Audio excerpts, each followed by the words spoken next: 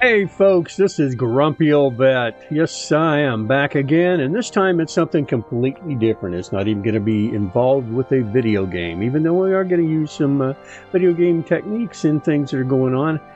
Just to kind of get you an idea of why I did this video. About maybe, I don't remember if it was 3 years ago or not, but it was a few years ago.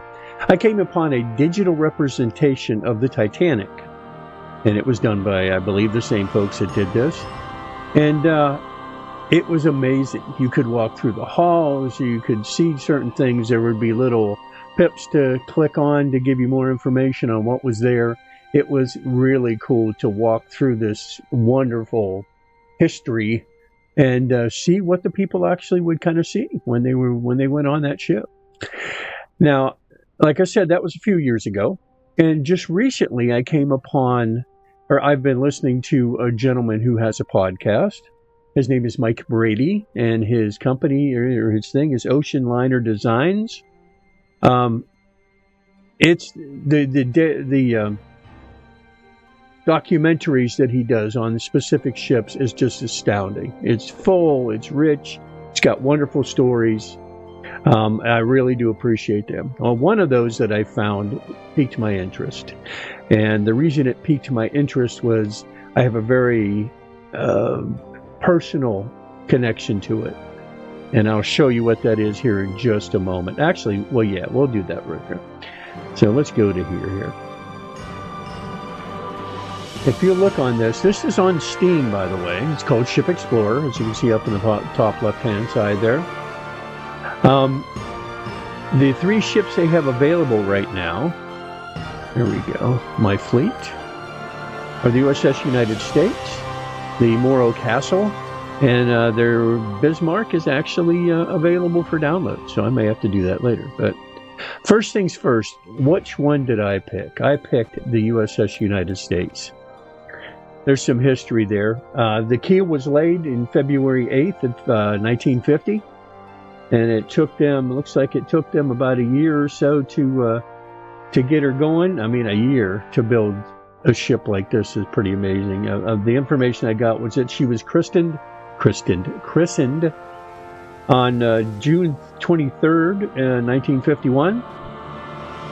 And she ran the back and forth between the United States and England. I believe was one of her only routes. I don't know. She was withdrawn from service in 1969. So why was I very... the last thing I wanted to comment on is the ship just recently is sitting in Florida being completely stripped, and it is going to be sunk outside of Destin, Florida, to become the world's largest artificial reef. So she had a long run. It's just amazing how they can take a ship like this. I mean, I appreciate the fact that the SS United States Conservatory tried to save her, tried to make her into maybe a museum or something like that, but things just didn't happen, and I'll explain a little more of that later. But let's take a look at the ship, because his group at Ocean Liner Designs has done the same thing they did with the Titanic. You can walk the decks, you can take a look. There's little things that explain things to us. And I haven't seen this yet, besides right here. This is as far as I've gotten. I wanted to do a video of my first look at this ship, because the reason it's so dear to me is my father, my mother, my brother, who's a twin of myself, and I came to the United States on this ship back in 1960. I'm not sure what the date was. It was sometime in June, I believe. I remember Dad talking about being in June. But my father was a soldier and didn't retire, got out of the Army over in Germany. And while he was in the Army, he met a young German girl, and they eventually got married while he was out. And after a few years of living there and kind of being away from home, he decided to come to the United States. So at that time, during this cruise that we took from Le Havre, France to New York, I was 4 months old. So needless to say, I've been on this ship, but I sure don't remember it. So the fact that I can walk these decks, I would say again, walk these decks for the first time, is just amazing to me. I've watched the progression of the USS United States from sitting in the Philadelphia shipyard, rusting away, different companies trying to figure out what to do with it, buying and selling it, and finally, they finally decided to strip her for whatever they could strip her from and make her into a artificial reef. So we'll see. But the information there on the right-hand side, right? She's run by United States. She was run by the United States Lines. Her maiden voyage was the 3rd of July in 52. 329 gross registered tons. So she was a big girl, but not huge. 990 feet.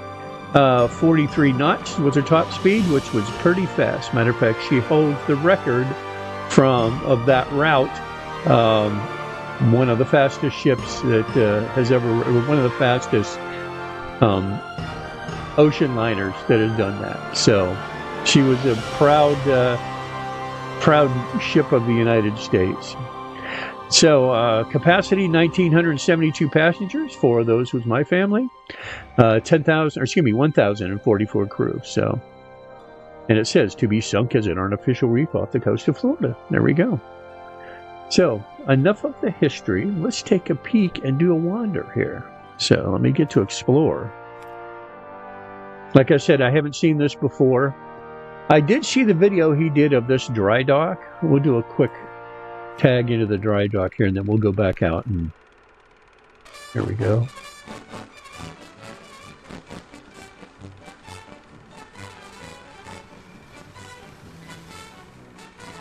America's newest challenge for world supremacy in merchant marine is launched at Newport News. She's the United States, and she's been 16 months of building, with 11 more months to go to complete the luxurious interior fittings. The first passenger ship ever built in a graving dock, the United States is floated by letting water into the dry dock instead of splashing the ship down into the river. Despite the innovation, there's a traditional christening with Senator Tom Connolly's wife wielding the bottle of champagne. Nice job. At an $80 million cost, the liner is easily the most expensive ever built. She's also the safest, designed for conversion to troop transportation. The government is paying much of the cost, but hopes the United States will serve only in a peaceful merchant marine. Thanks to the Cold War, a lot of these ships that were built at that time were kind of sort of quasi set up to be changed into troop ships, just in case. So, but you'll be amazed at some of the things that we've got with this one. So that's my controls. I don't need to know that. All right. So here we are on the dry dock before we put her in the water. And like they said, most ships you've seen thousands of them go wheeling down the ramp and into the water. This one actually sat comfortably as the dry dock filled it up and backed her out. So kind of interesting. Let's see what our spots here. What do we have here? If I can find my mouse. Where are you? Oh, okay. Oh, there's our somewhat information. As you explore the ship and take in her many details, keep an eye out for interactive features. You'll hear factual narrations by Mike Brady himself that highlight the key elements of the ship, and you'll discover pieces of its history through found photographs placed throughout. We hope you'll enjoy a step back in time to experience this truly remarkable vessel. Oh, that's awesome. So here we go. Programming, those guys, the exterior modeling, the interior modeling, and finally the additional textures.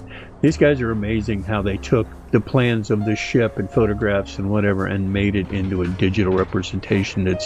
If it's anything like Titanic, it is incredibly detailed and really amazing. So, all right, let's put that back away. I don't really need to... Do I need to go up there? No.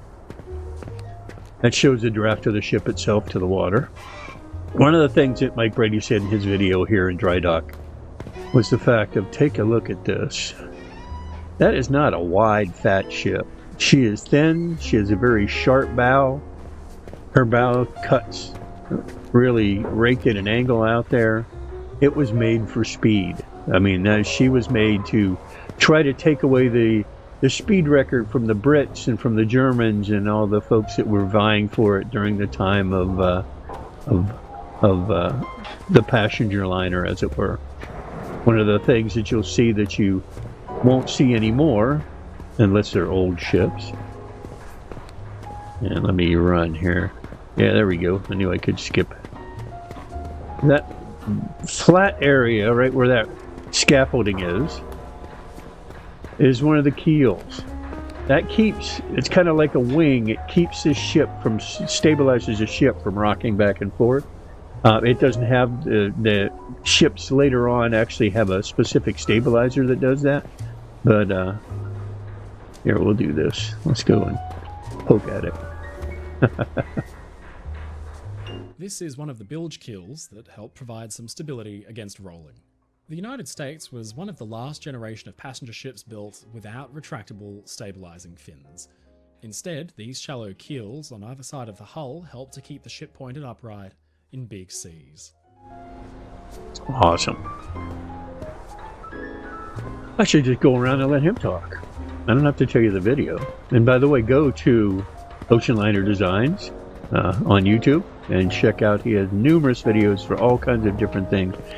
There's very many videos on ship accidents, ship sinkings, ship fires. One of the things that the designer William Francis Gibbs did with this ship was when he designed it with almost no wood inside. All the other ships, especially the ones in the early 1900s, was, you know, the beautiful paneling and varnished everything, and, you know, it was really gorgeous. Well, varnish and wood is a big deal when it's a fire, so they made sure this ship would not end up like some of the others that they had. All right, let's go up. Yeah, we are the captain. Look at all the stripes on his sleeve. All right. Oh, interesting. Even the texture. Pardon, my head's clogged up today. 3,000 workmen ready the USS United States for its transatlantic run by June 52. Yeah, it was 52. I think I said 51. That's kind of cool. This magazine article details a huge amount of work and costs that went into the new ship. Busy as ants, it says. On an ant hill, 3,000 workmen were this week crawling in and out and over the hull of the USS United States. The $70 million vessel, designed by Gibb & Cox Incorporated, will have 12 decks. It has a gross tonnage of 51,500 and has net tonnage of 26,000. With the future completion of the United States to the U.S. lines, some predict that the vessel will eclipse the speed record now held by Great Britain's Queen Mary and Queen Elizabeth. And that it did, actually. I have no idea how fast it was when I was on it, but that's kind of academic, so. Yeah, that's a captain. Look at that mouth and the beard. All right, let's go back and check one more interesting thing, which is actually the propulsion of this ship.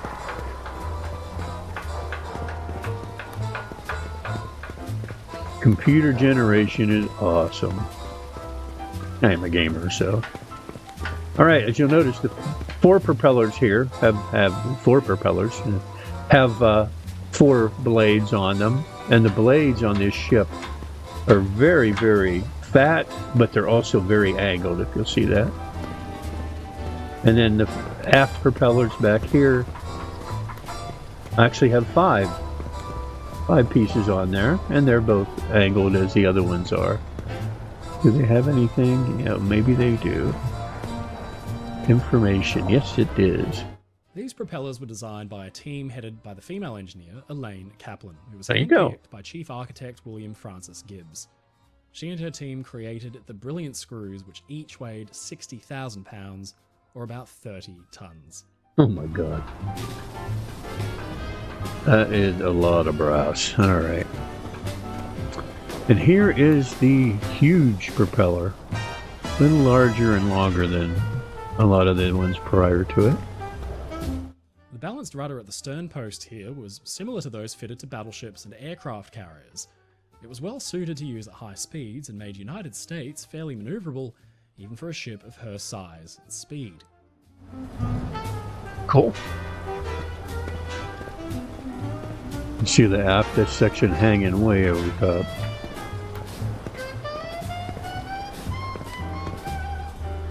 Famously, the United States could go as fast backwards as many ships could manage going forwards.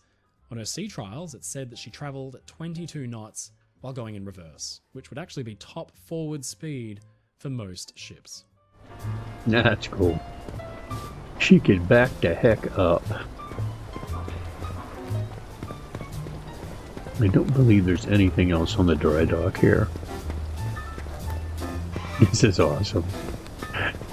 Excuse me, but I'm going to be a big fanboy of this one. I can't believe that this is how I came from Germany, actually, which is where I was born, through Le Havre, France, and to New York, and eventually into Pennsylvania, where I grew up.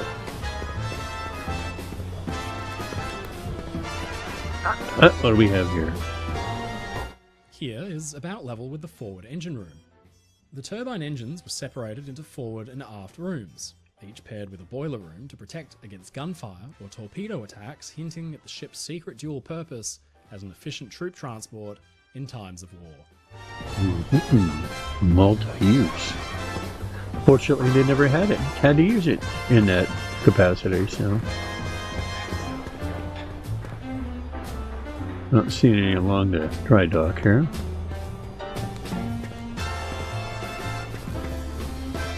Be a pain going up those stairs and back down every day, wouldn't it? And here's that big old anchor. Two of them, I believe, one on each side. And yes, there is. This enormous anchor is one of 3 kept on the ship's bow. 3 of them. Although they were rarely used between Southampton and New York, they proved invaluable on cruises where smaller ports couldn't fit the ship. The Big U could anchor out in the harbour and ferry passengers ashore via tender. Makes sense. Pardon me. And I believe that is it in here. We looked at this. Did we actually click on it? United States bow shape was ideally suited for slicing through waves. It would provide a more comfortable ride for passengers and enable her to maintain her high speed. But below the waterline, a slight bulbous bow also made her more efficient, burning less oil and making it easier for her to cut through the ocean. Cool.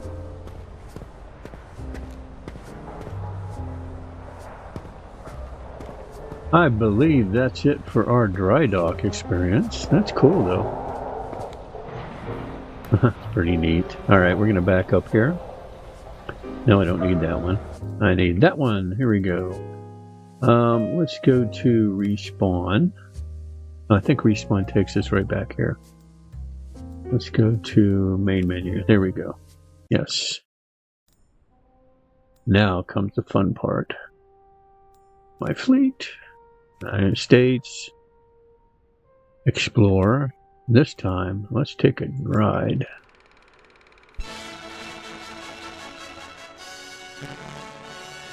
The Superliner United States, as our camera picks her up out of New York on her historic maiden crossing of the Atlantic.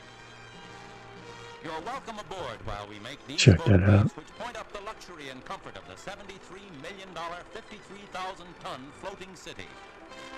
I wonder if my... Yeah, at 4 months old, I don't think my parents were proud to listen to their... The churning wake as she moves cleanly through the water, our ship racing smoothly at full speed. Nice. Aboard the First Lady of the Seas is the daughter of the President. The ship's skipper, Commodore Manning, invites Miss Margaret Truman up to the bridge. She looks like her mom. 6 in the morning, they share an historic moment. The United States breaks the transatlantic record. Jubilant passengers stayed awake all night to witness the finish at Bishop Rock on the southwest coast of England. Next, the first docking at Le Havre, France. The unparalleled time of the crossing was 3 days, 10 hours, 40 minutes, beating the Queen Mary's time by 10 hours and 2 minutes. Wow. A sailor's welcome for the Blue Ribbon winner, a ship that averaged 36 knots on the 2,942-mile crossing, or about 41 land miles an hour. Now on to Southampton, England for the next stop. And here begins a greeting true to the tradition of a great seafaring nation. Sure, the United States beat the best time of a British liner, but there's matchless sporting blood in a nation that loves ships. Generous tribute is paid to the American craft and craftsmanship. Americans aboard the ship are astonished, overwhelmed by the reception, its warmth and sincerity. Britain's unforgettable salute to the liner United States. Wow. Like I said, they tried at one time to get it to become something like the Queen Mary in California, where it was a hotel or a museum or whatever, but even the Queen Mary's having issues now in the United States. It's just really expensive to maintain, and it just isn't what it used to be. So there she is. Oh, this is awesome. I'll walk along this ship. Oh, look, they got Christmas lights on it too. Cool. Yeah, I can't imagine. Can't imagine my parents walking any of the decks. Of course, they wouldn't be up here. Unlike Titanic, they didn't let people up on the forecastle, so just the crew.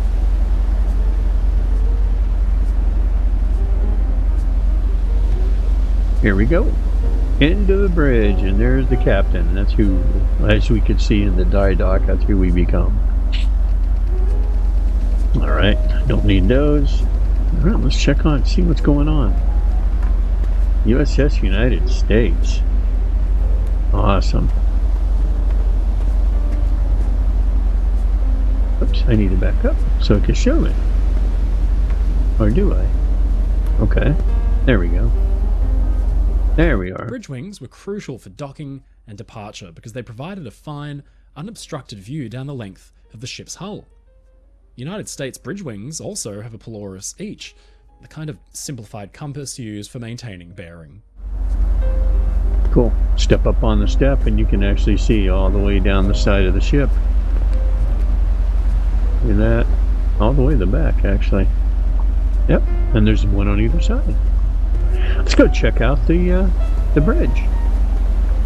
Look at those beautiful bronze, I think, telegraphs.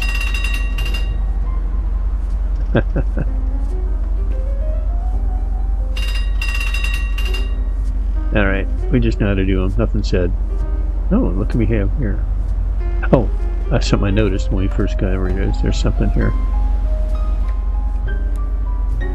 Purser Norbert A. Connell stands outside the bridge with a woman, possibly a passenger, at his arm.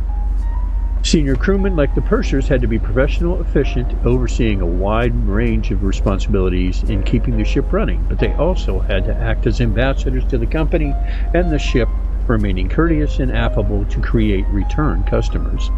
Some passengers choose to travel with specific ships because the crew that they had met aboard had grown to like. Donated by the SS United States Conservancy, excuse me, it's hard to say, by Carol C. Ross. So thank you, Carol. That is pretty cool. Pictures of the actual ship, not just digital. And there was one over here in front. USS United States. Oh, it's got this information there for something. Ah, there it is. Legendary skipper Harry Manning shows President Truman's daughter, Margaret, around the bridge. Excuse me. Around the bridge on the ship's maiden voyage. Manning was a veteran commander who lived a very full life indeed. Aside from being the the SS United States first captain, he had been Amelia Earhart's navigator. Oh, no shit. And was honored with 2 ticker tape parades. Despite being an all-American hero, he had actually been born in Germany. There we go. and moved to the United States when he was 10. In a July 1952 recording following her record-breaking maiden crossing, he said, "I hope that all Americans will share in this achievement and be proud of the ship as they could be." Courtesy of the SSCN. Once again, the Conservancy, and photography by B.J. Nixon. Cool.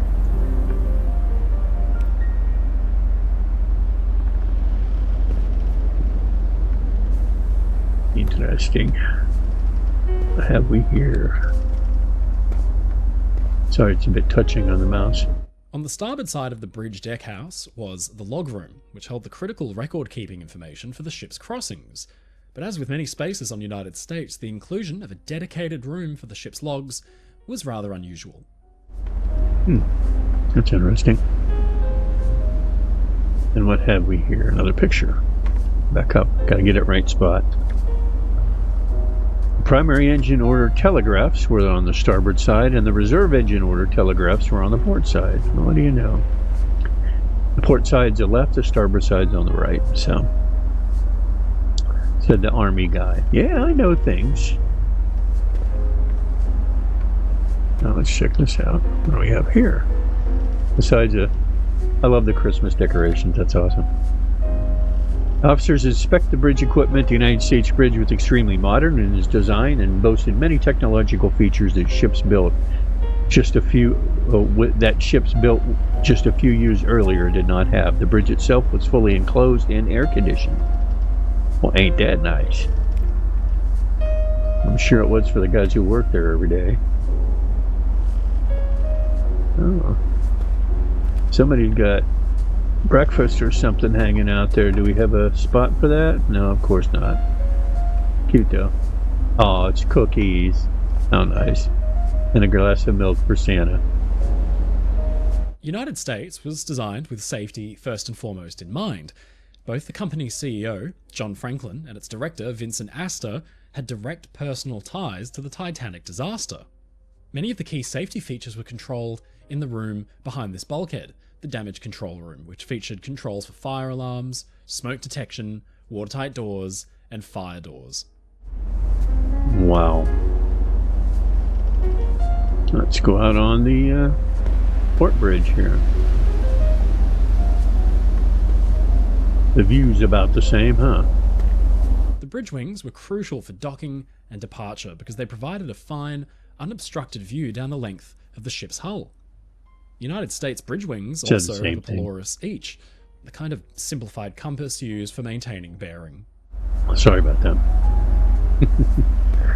Alright, so I'm sure that that's the boat deck and the promenade would be the one below. But let's go check out what's on top here. Actually, let's take a look what's on here while we're here. Oh, another picture. An inspector reviews the licenses held by the ship's senior officers, posted conveniently for display in a crew-only space near the bridge. The ship had to be up to scratch, but so did the men in charge of her. Any lapse in the paperwork or licensing would get them disembarked. That would suck, huh?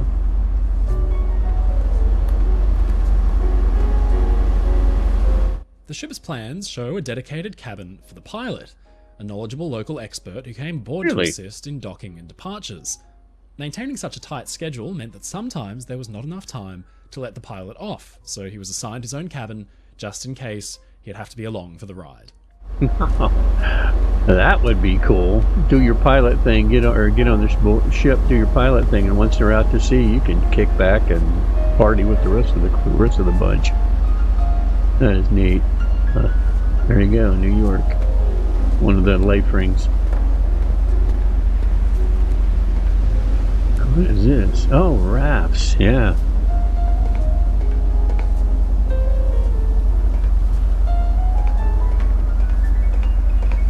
You can hear me walking on metal. United States was fitted with searchlights on either side of the bridge, really only for use in special circumstances, like if she was enveloped in fog, but they could also be used to flash Morse signals to distant ships. Cool. One on the other side also. What do we have here? Oh, it's another compass. It doesn't show anything to interact with. And what is this weird looking thing? Only one of them. The DF loop was a crucial bit of navigation kit. It helped lock onto shore-based radio signals in any direction, which could help triangulate a detailed position on the map. It was especially useful alongside radar off the notoriously foggy US East Coast on approach to New York City. Cool. So I'll be from here. Enter, yeah, let's check it out.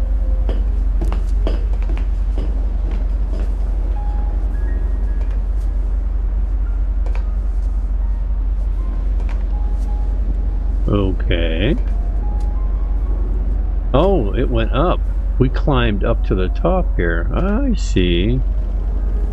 There's the flag. We're way up. Now you can definitely see a ways off of this. Instead of climbing up and standing in freezing cold temperatures as the wind blows past your face like the Titanic guys did, this is actually enclosed and I'm sure heated or air conditioning, maybe not, but interesting. Cool. That's pretty cool. Because we were way up there. That's where we were. Interesting. What do we have here? Brooms. Why are there brooms there? I guess to clean the deck, but... The flagboard was used to house the ship's various flags to be run up the halyards attached to the antenna mast. Anything from the house flag showing the colours of the United States lines to signal flags conveying United States intentions. Interesting. I'll have to research the brooms. There's got to be something. Got to be something there that's traditional, I would think. These big mushroom vents fed air down to the fan rooms below and drew fresh air into the ship to be run through the miles of trunking for cabins, public rooms, and machinery spaces. Cool.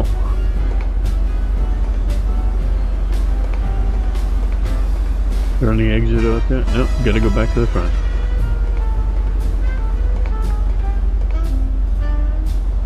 At least the weather's nice.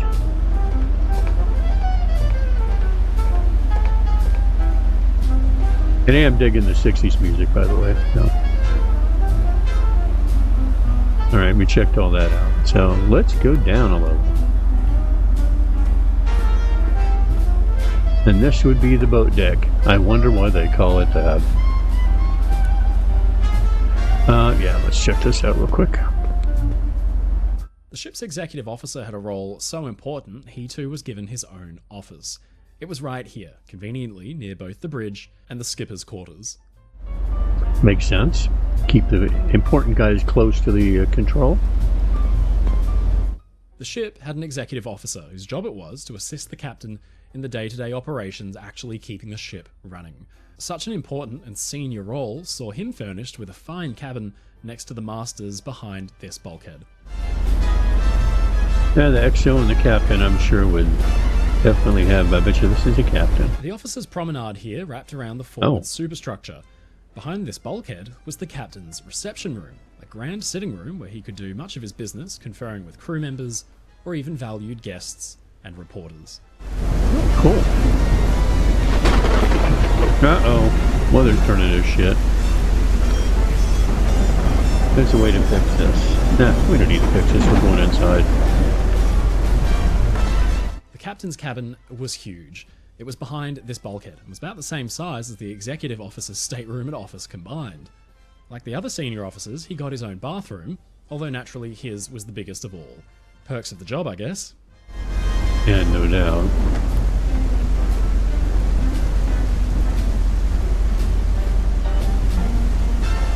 Here was the chief officer's cabin and his office, comfortably furnished and near to the master's cabin. While the executive officer was the ship's second in command, the chief officer's role was extremely important in maintaining the running of the deck departments and all the major functional centers of the ship. Chief of the boat.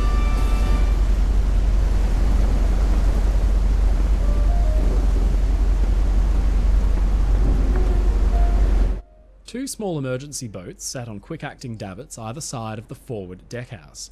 These could get a swift boat over the side at high speed in the case of any kind of man-overboard situation. Oh, cool. So fast, and it does look a little, well, maybe it's about the same size as the other ones, but it does look a bit different, and it does have its own power. That's the difference. Let's see if these actually have... No, they have propellers on them too, so okay. No rolling on this bunch. Did we miss anything? No, we got that one. And let's continue on down. Communication was very important for modern liners like United States. In the past, radiomen had to share small, cramped quarters, but on the Big U, they got a fairly large stateroom each. Behind this bulkhead were the cabins for 6 radio officers. Holy crap. Like the Titanic and some of those at that time only had 2, and it was all in a little spot. These guys are living large here. And you notice he said the Big U. That was the nickname for the SS United States. Pardon me if I keep saying USS. I'm so used to dealing with military. There we go. Boat number 6, 140 people. Holy crap, that's a lot of folks can be squeezed on there. United States radio room was very big. It takes up this entire section of deckhouse and was conveniently within just a few feet of the radiomen's cabins. I would hope so. United States' unique radio call sign, Kilo Juliet Echo Hotel, was world renowned, and the radio room even had a reception desk where passengers could arrange telegrams to send back home. Cool. That would be the promenade down there, I would think. Or maybe I'm wrong. Not that I've been here before. I'm sure Mom and Dad may have wheeled the two of us. They had an actual double side-by-side baby carriage for the two of us. So I don't even know if they took us outside at all. I don't know what the weather was like and whatever. Oh, check out the Christmas decorations on. That is cool. Let's peek up top before we wander through there. Yeah, those look like vents to me. This section of deckhouse held engine room exhaust passages and more electric fans which supplied fresh air and draft where it was needed far below. Makes sense.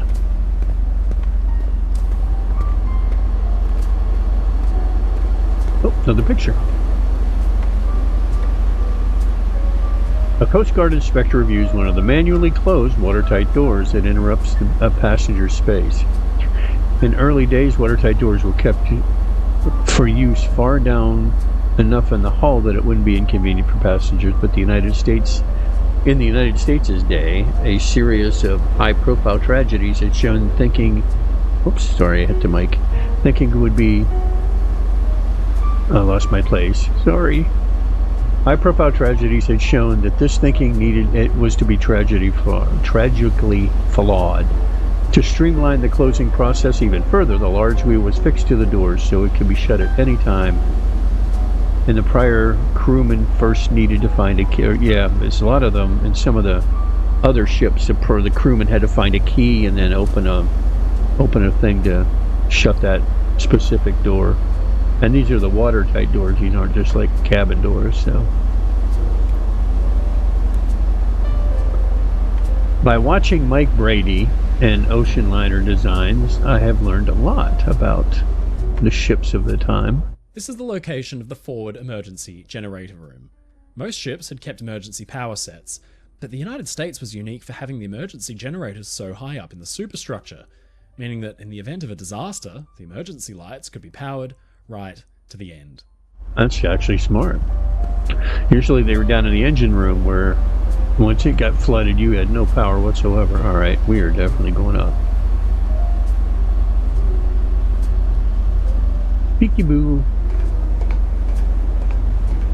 A light, of course, to shine on our beautiful red, white, and black. Is it? Yeah. Okay. Well, apparently it's just to get up there and do whatever, so.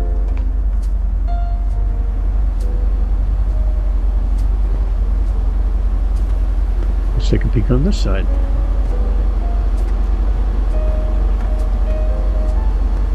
The sun. Looks like the rain stopped.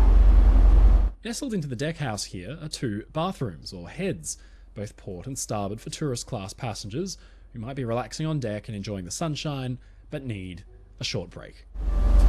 I'm not what the classes were on this ship. I know there's first class, I'm sure, and tourist class. No idea what my parents were, so... Behind this bulkhead is a fan room, one of many.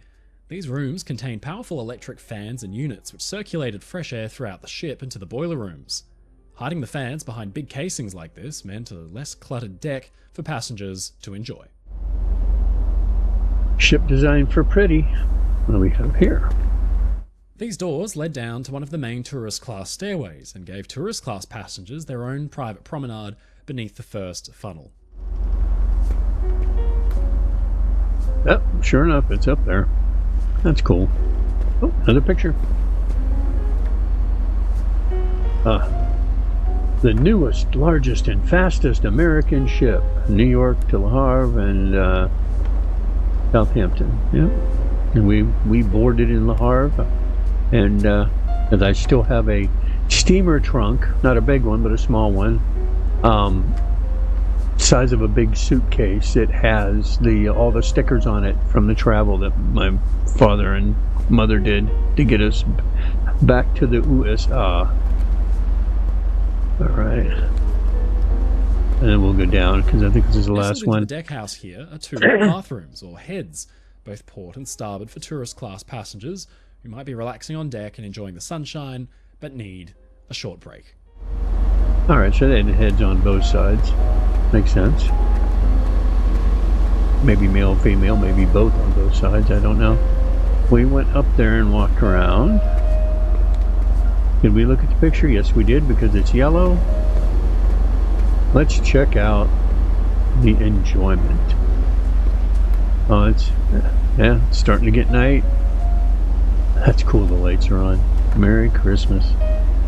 This video is actually made on the 28th of December, so we're just past the Christmas holiday.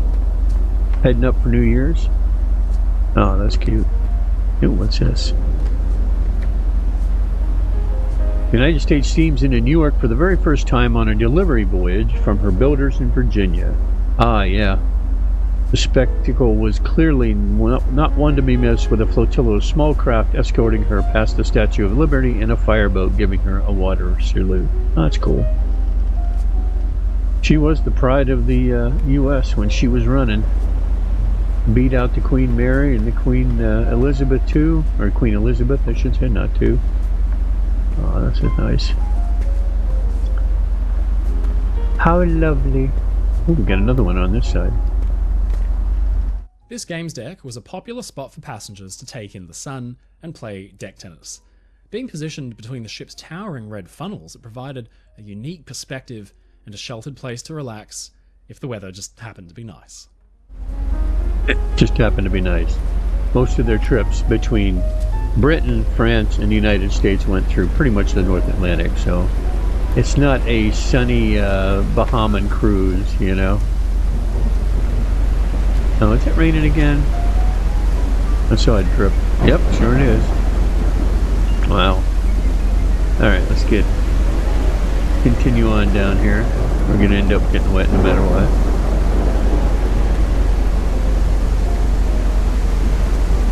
Another spot for the same thing on the funnel where you can climb up on the funnel, around the funnel to take a look at it. Oh, what we have here. We'll get out of the rain for a minute. United States Lines captain and Commodore Leroy Anderson was photographed here in February '64. He was the son of Swedish immigrants and joined the U.S. Navy here in 1934.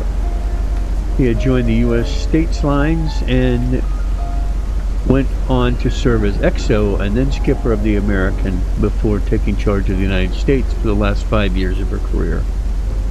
Cool. I'm not sure who the captain was when my parents went through, so last 5 years, no, it wouldn't have been him, it'd been the guy before him, because that was if they ended up in 68, then we had been in the United Four States 8 years first-class by that cabins were time. installed here, providing some of the most unique views aboard the ship. Unfortunately, unlike the Titanic one, we are not allowed to go inside, which is alright. I still am appreciating the fact that well, it's a different one. Let's check it out. Let's stay out in the rain, Mike. Oh wow, what do we have here? Oh. Do I have a flashlight? I know I do somewhere. Hold on. Where was it? One. There we go. Not a flashlight, but a lantern. Ah, how nice. This is basically just a big old flat area on top of the decks. Let's see what this says. Oh, it's about the boats. The United States lifeboat complement was significant, but the ship was festooned with these small rafts called floats, which would automatically float to the surface in case the ship were to sink. That makes sense. They're just sitting in those spots, and if it sunk, then they would come up automatically. So, all right. Is there a line down? Yes, there is. All right. Let's get rid of you and climb down.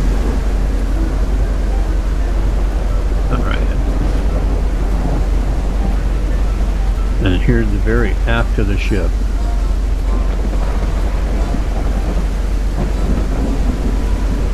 In here were bathrooms for both men and women in case anybody needed a quick break in between their relaxing on deck.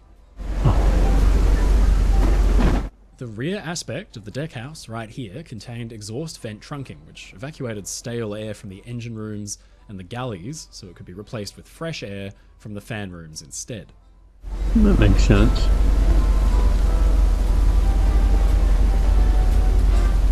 More Christmassy stuff? I don't know, I don't believe passengers were allowed on the forecastle or the aft section of the ship, the working sections of the ship, if I'm not mistaken. Or maybe, oh, that looks like there might be some back there. Maybe I'm wrong. Alright, let's go down. Oh, not that way. Guess I gotta go up to the front and down.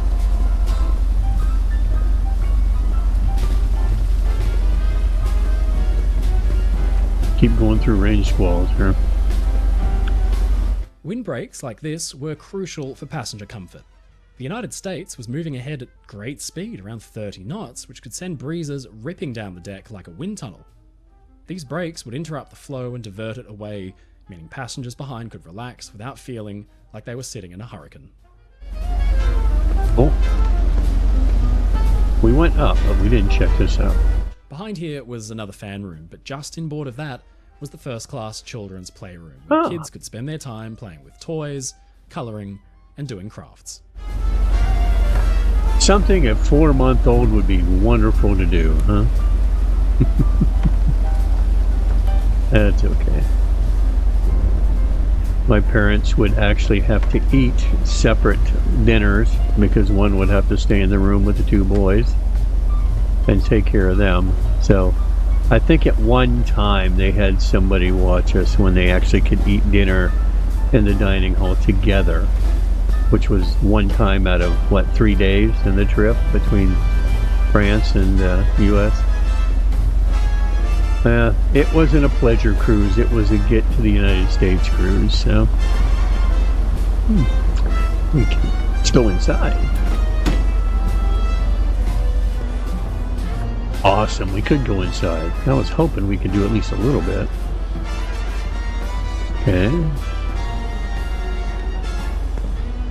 Notice there's rails on all this. The ship did have a tendency to roll in bad seas, and getting around will give you something to grab a hold of. Oh, there it's up there.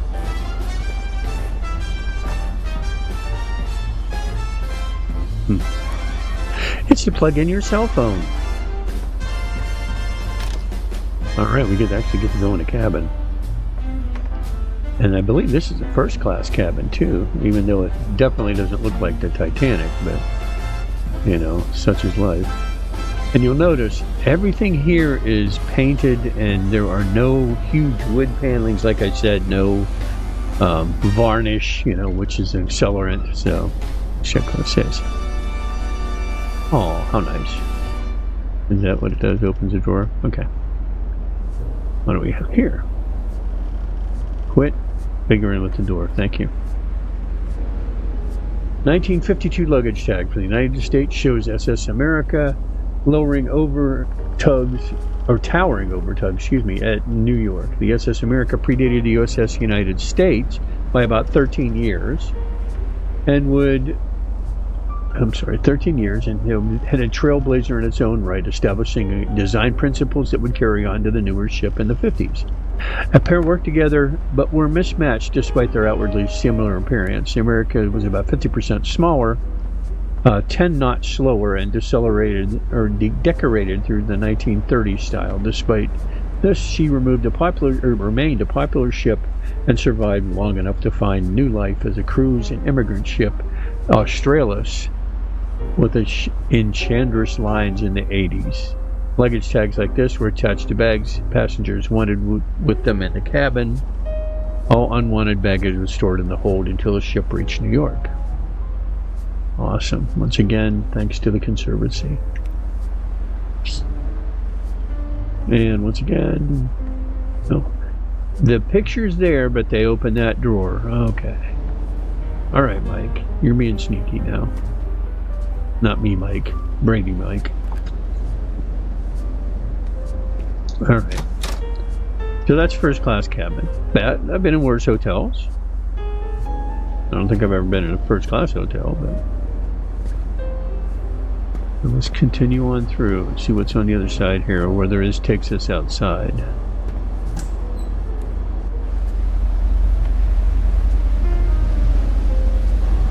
Yep, takes us outside. That's what I thought. But here we are at lower levels of where we were before. That's where we were. Remember the arches? The Christmas arches. Let's go check it out. Let's check here and then we'll go up top on the way out. Behind this bulkhead was an electrical workshop where repairs and servicing for most of the ship's electrical systems could be performed even mid-ocean. Oh, yeah, they had to have that.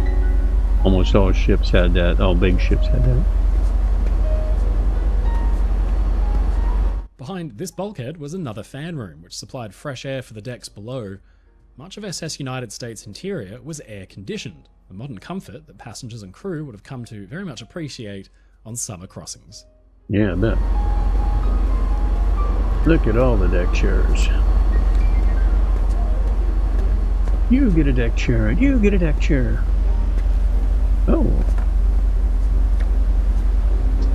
The American actress Debbie Reynolds arrived in Southampton to kick off a European tour in 1963. I was 3 years old then. The next year, she would star as a legend of maritime history when she played the titular lead in The Unsinkable Mary Brown. Yeah. Cute. What else do we have here? Anything in the very back? Shuffleboard. And more stuff. It looks like it's the same, not quite as big as the other ones, but almost, actually, because the ship's wider here. The docking bridge wings were reserved for the use of crew only and gave a fine view down the ship's side. Backing out of the dock at New York and into the Hudson was a delicate maneuver, and crew on duty needed to be extra vigilant to make sure the ship cleared all obstacles on the way out. It makes sense to me. There is a further deck down there that goes out to the rear. Cool. Let's check this out. Why are there telegraphs here? Let's find out. Okay, it does that. Yeah, fine.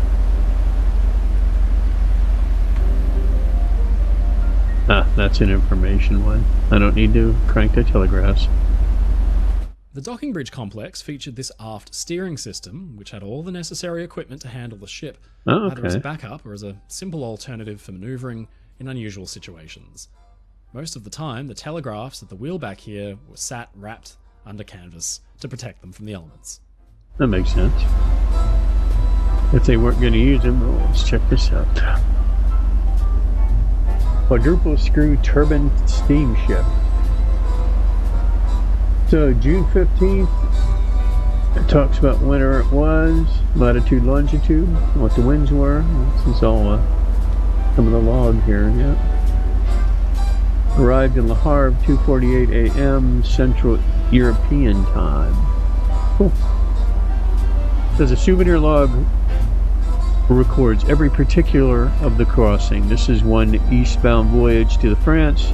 With a monstrous top speed, the USS easily managed to race across the 750 nautical miles a day. Wow. Located or donated by the Conservancy.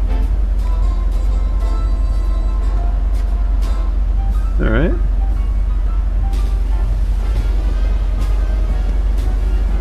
All right, we're gonna have to get down there. Anything up here? I don't see any little circles. It's pretty obvious what it is for deck tennis. Wonder how many balls they had. How many went overboard and are floating in the ocean still. All right, back down. There we go.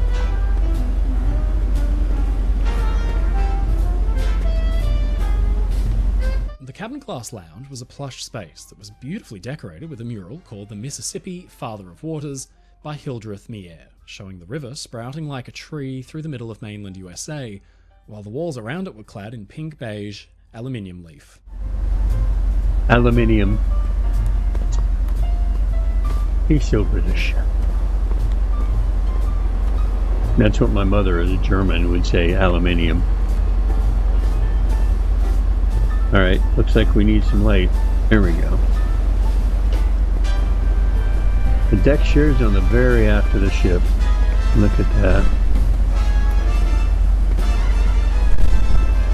The ship's fantail, the very stern, mounted a jackstaff, which proudly flew the US merchant ensign flag.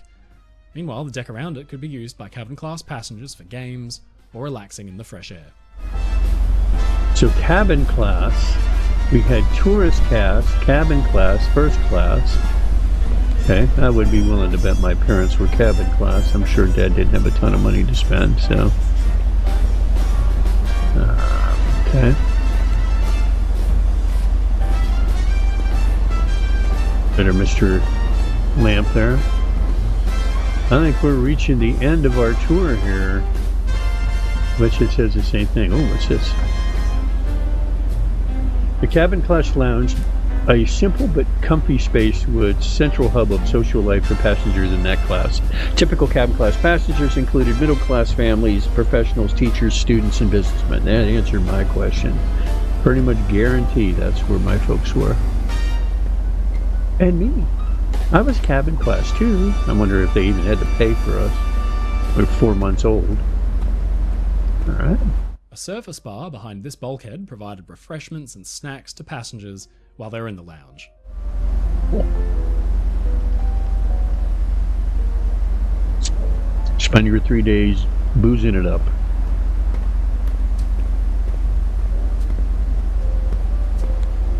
These doors led into the aft cabin class foyer, where passengers could access the lounge, their staterooms, or the stairs that led to the decks above and below. Behind here was a deck pantry. Hot drinks like cocoa and coffee, as well as soups, were very popular treats for passengers when they were relaxing on deck chairs outside. Stewards would fetch whatever passengers wanted from the pantries, like this one here. An ocean-going tradition was the eating of turtle soup, and it's known that the head chef, Otto Bismarck, kept live turtles on board for that express purpose. I'm glad I was 4 months old. I shouldn't say that. I've never had turtle soup before, and maybe it's wonderful. Who knows? There's the man. A chef presides over his galley. The United States first-class passengers expected a high standard of cuisine. At the sea, days were essentially structured around meal times, with up to 6 meals a day, including buffets. Historian Frank O. Baynard recalled, "You could kill yourself eating." In keeping with the times, the United States boasted microwaves, which helped the chefs churn around 9,000 meals every single day. Holy crap. Yep, busy, busy. Alright, we can't go through there. I think we're getting to the end, folks. We'll do a little run around to see. Oh, there you go, the aft section. The aft gangway at the United States stern served aboard Captain Clever. That's where my That's where my parents and us went up, apparently. And they entered directly into the covered promenade, which is one of the main staircases, giving access to the cabins within the ship. Here, the ship was berthed at Bremerhaven on one of her many visits. Cool. I just can't. It boggles my mind that I'm looking at this thing. You know, it's digital, but I'm looking at this thing, what my parents saw. And maybe not the Christmas stuff, because it was, I think, June when we came over. But it just makes me smile. And I'd like to thank Mike Brady and Ocean Liner Designs for bringing this to us, because it is awesome. Go check his YouTube channel out. It's got tons of content if you're into anything that has to do with large ships and whatever. And give him a like and subscribe. He's awesome. I'm very hooked on that. And it all started with just a little, that little, probably took him years to do, section of the Titanic, which you should check out also. It is amazing.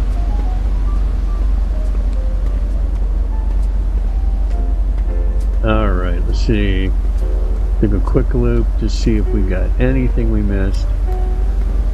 Interesting how it's segmented. There isn't one thing that goes all the way around the ship. You have to go through multiple levels to get there, so I'm sure they do that for a reason. Seeing that, it's yellow, or it's yellow, it's tan. No, we didn't go up top here. Yeah, I'm sure that'll be fun. Whoops. Up you go. More vents. Oh, what do we got here? Looks like, yeah, cranes. The king posts did what masts on older ships had done, providing a tall vertical post to use as a base for the strong cargo derricks as they hauled cargo up over the ship's side and down into the holds. Oh, most of the ships of the time and ships of now will have that. You have to get that equipment in there somewhere. And what do we have here? Once again? The United States lifeboat complement was significant, but the ship was festooned with these small rafts called floats, which would automatically float to the surface in case the ship were to sink. Alright. Anything up here? More vents.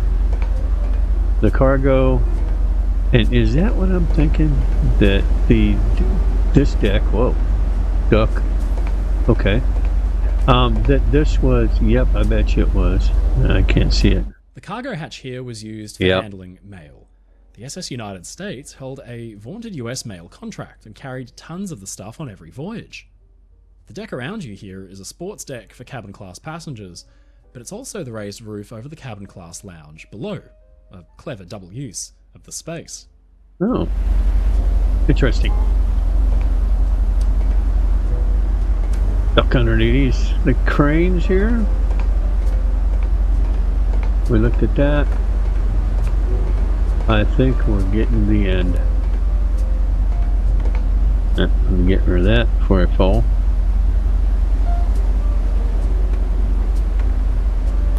Saw that. What do we have here? Hatch cargo? number 3.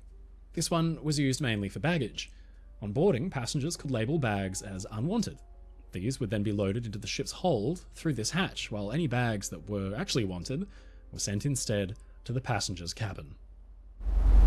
Makes sense. Look at my shadow.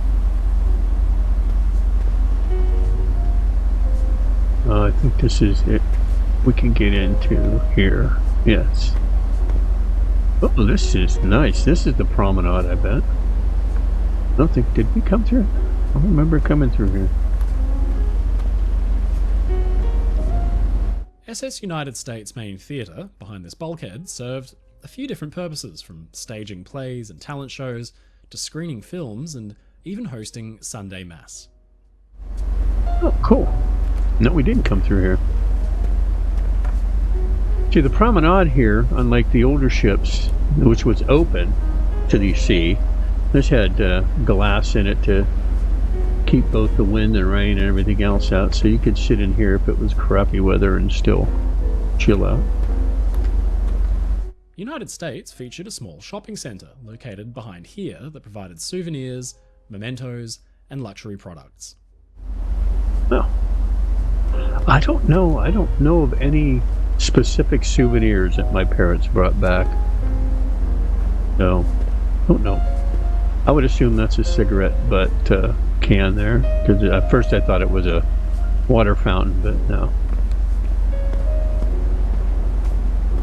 Book Station 20. See, this is some of these, like in this case, these are all windows. They've got the railing, and then all of a sudden there's no railing. This is actually a door that can be opened. For Boat Station 20, the boat will come from down up above to here, and then everybody will get into the lifeboat, and then they lower it away. So, something else. Oh, where's the clock? What time is it? 2. Dark out, so 0200, and we're still wandering around deck. Oops.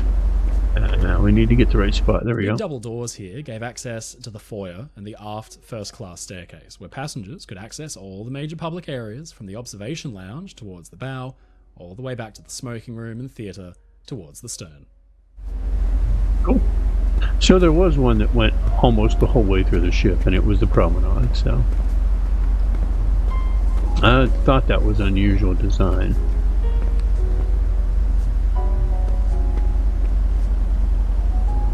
Make sure I'm not missing any points of interest.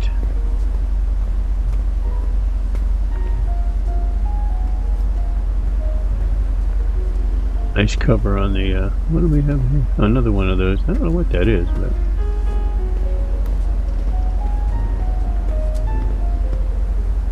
another door. Funny how they made them look just like the windows though, so. Alright, we got a couple here that we haven't been. These doors led into the main foyer for first class. Turning left would take you to the first class ballroom, while the right hand turn would take you to the elegant observation lounge instead.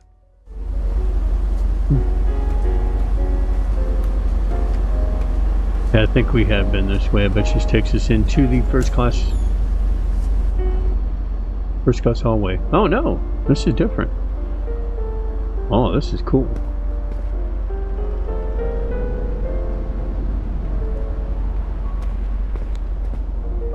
Promenade deck. Is this the promenade deck? I thought so. And there's the down, and there's the up, and there's the symbol of the United States right there. That's awesome.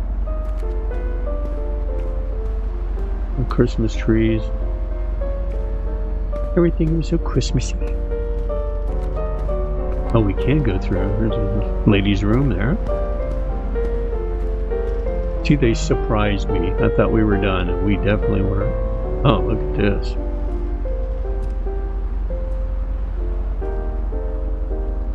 That's where our music's coming from. Wow. USS United States is the fastest ship in the world. We also have bargain rates on staterooms. Advertisement. From $133.50 or $183.50. Now you think about it.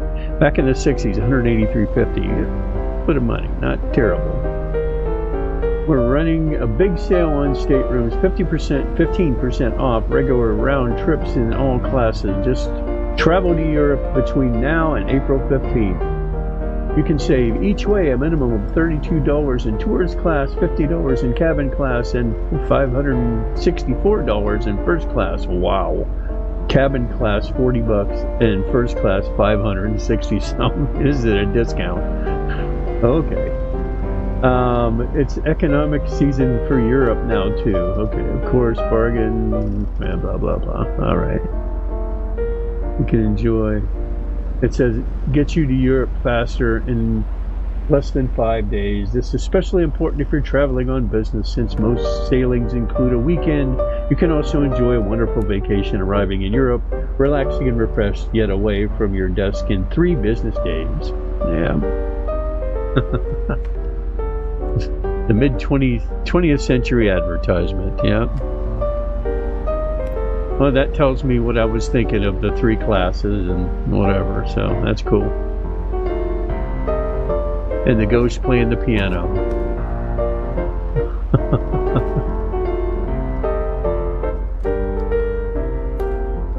That's awesome.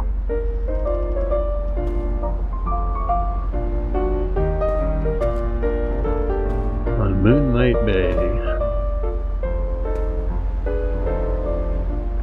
Wow. Pretty gorgeous.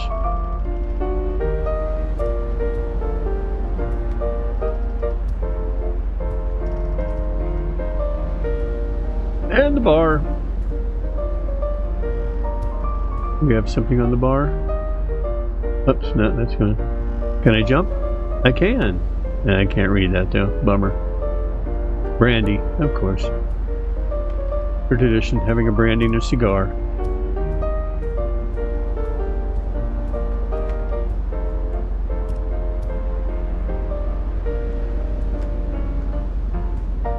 Interesting how we saw this on the outside. I don't remember a lot of what. This is pretty though. And an elf.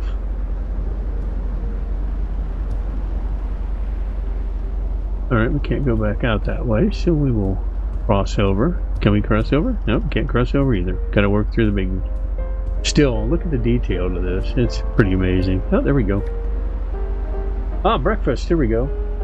Fresh strawberries with cream, sliced fresh pineapple, preserved fruits, juices, cereals, fish, eggs, meat from the grill. There we go.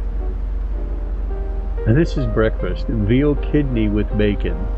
Okay. Westphalian ham, excuse me, Deutsche. Oh. Monday, August 29th, 1966. So I was 6 years old. I was in first grade when they had breakfast there. It's convenient to be born on a 0, like an even number. You can always tell how old I was when I look at the other numbers. All right, so we're getting to the end, I'm sure, of this tour, but that's cool. It has been, goodness, it's been an hour and 15 minutes. Yeah, one of my longer videos, but I hope you've appreciated this. I hope you found it interesting, at least. For me, this was, I can't explain how happy I was when I saw his thing of that he had actually done this one. There's a first class deck plan. There we go. In front of a brochure. Yep. Oh, this guy. Yeah. That's nice. Somebody left their deck plan behind. There's more stuff. Oh, there we go. Look at that. So all of these, I believe. Yeah, she's got a few decks. Just like most ships over time. And most ships now, matter of fact. Put a bulb on the tree. And yep, we looked at that already. Okay. I'm very happy that they actually put, changed color of it so we know we've actually seen it, or I'd be going in circles here for hours. And the ladies' room.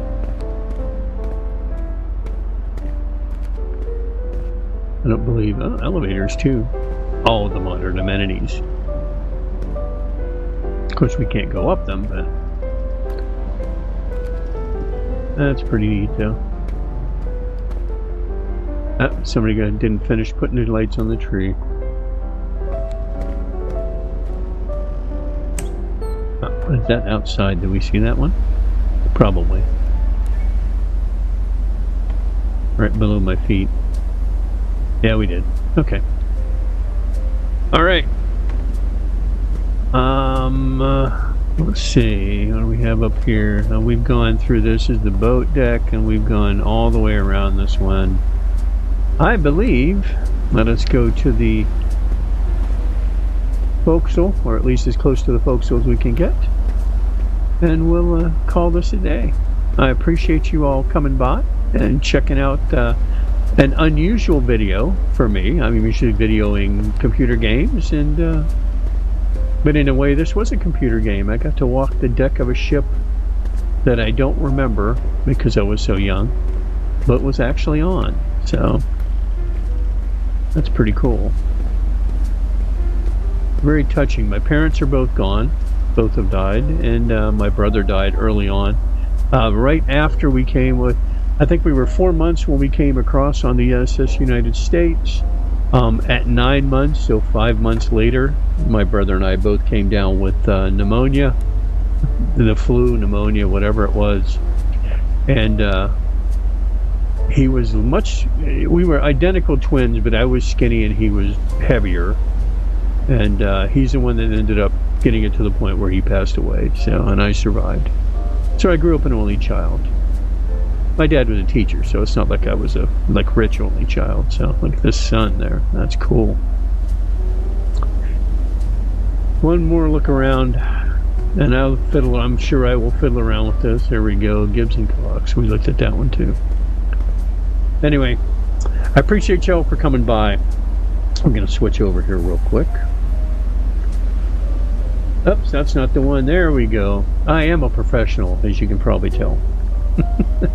Not even. So let's do this. All right. So thanks for coming by and checking this out. I know it was a weird one, and you indulged me because I indulged myself of looking through this ship. They have the Morro Castle also, which I'll have to check out. Take a look in your history books at what happened to the Morro Castle, and you'll understand why this ship was done with almost no wood in it, where the fire was not going to be an issue, so, or at least a minimum issue. So, but anyway, thank you for coming by. I appreciate it. Make sure you stop and check out MaddHaus TV, which is my all-purpose YouTube channel where you found this. I have my videos from all my games that I've ever played, pretty much under different names and different guises. So I appreciate it. So we will catch you guys later on. Have a good day.